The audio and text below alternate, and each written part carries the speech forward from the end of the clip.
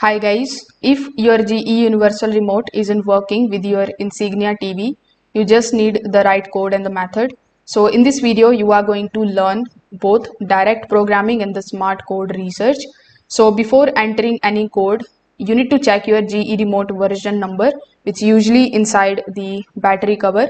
The different versions use different code sets. So this is why many codes fail.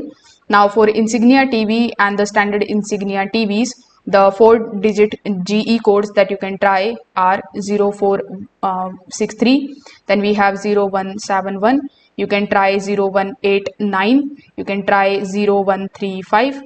So the 5-digit GE codes for the newer models that you can try are 12049, then we have 11892, you can try 12183. So you can start with 0463 or 0171 and they have the highest success rate.